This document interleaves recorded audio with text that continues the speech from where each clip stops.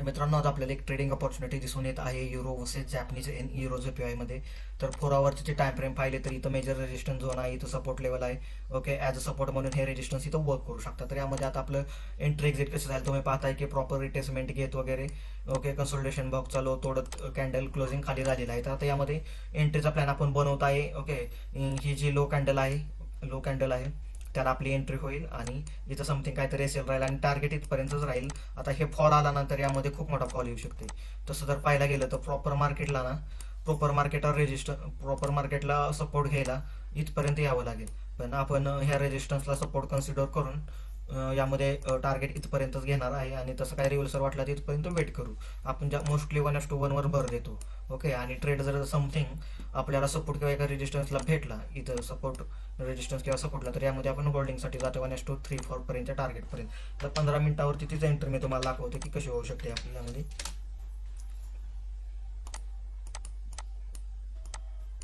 तर इथं पाहताय तुम्ही की 15 मिनिटावरती सुद्धा एक इथं सपोर्ट घेतलेला आहे.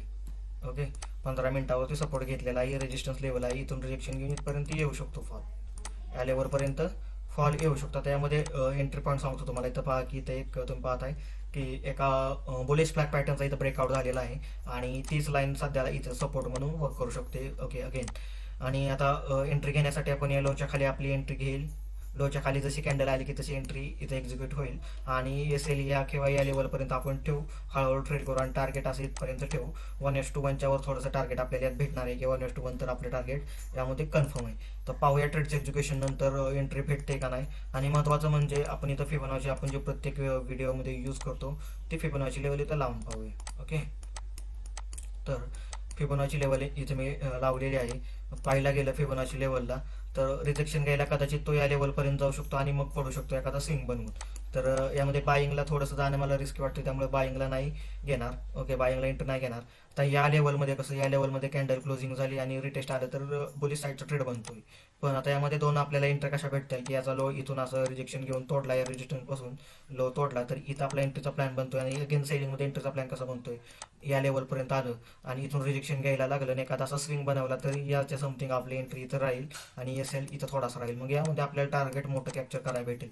तर कधी कधी असं आपल्याला विचार करावा लागतो की 1:1 घेतोय, 1:2 का घेत नाही. पण एंट्री आपली कुठे होते त्याच्यावरती टार्गेट डिपेंड असतं. प्रत्येक ट्रेडमध्ये नाही की मी वेट करू शकत की 1:2चा. ओके, आता जिथं एंट्री झाली तर 1:2-3 भेटेल कारण एसएल खूप छोटा राहील इथं आपला.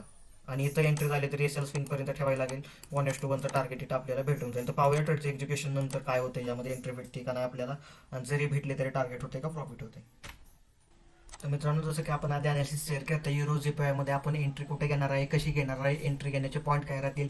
स्विंग दिला तर आपली रिटेस्टला एंट्री कुठं होईल, डायरेक्ट आलं तर डायरेक्ट कॅन्डलला एंट्री कुठं होईल, हे सर्व आधीच अनालिसिस मी सांगितलं होतं. त्याचप्रमाणे जसं की अनालिसिसमध्ये सांगितलेलं इथं जो स्विंग बनत होता, स्विंग डायरेक्ट खाली आला तर आपण डायरेक्ट एंट्री करणार आहे. की रिटेस्टसाठी 0.5 लेवलच्या आसपास गेला तर रिटेजच्या इथे आसपास आपली सेलिंगची एंट्री राहणार होती. ओके, तर जसं की आपण पहिल्यांदा सांगितलेलं याच्या खाली ब्रेकडाऊनला आपण ट्रेडमध्ये एंट्री घेणार आहे. तर एंट्री घेतली आणि सक्सेसफुली आपलं टार्गेट इथं अचीव्ह झालेलं आहे. 1:1.5चं टार्गेट इथं जवळपास आपलं अचीव्ह झालेलं आहे. स्क्रीनशॉटमध्ये वगैरे तुम्ही प्रॉफिट पाहू शकता, एंट्री एक्झिट वगैरे. ओके, इथं एंट्री आहे 64,130ला आणि 163,880ला आपली एक्झिट आहे. ओके, तर तुम्ही स्क्रीनशॉटमध्ये पाहू शकता एंट्री वगैरे किंवा शेजारी जे स्क्रीन रेकॉर्डिंग असेल प्रॉफिटचं त्यामध्ये. आता ॲज कम्पेअर्ड टू जर खाली जे टार्गेट दिलं तर आपलं या इम्पॉर्टंट सपोर्ट झोनजवळ टार्गेट होतं, प्रॉपर तिथं वर्क होऊन आता रिव्हर्सर दिसत आहे, इथून असं रिव्हर्सर दिसत आहे.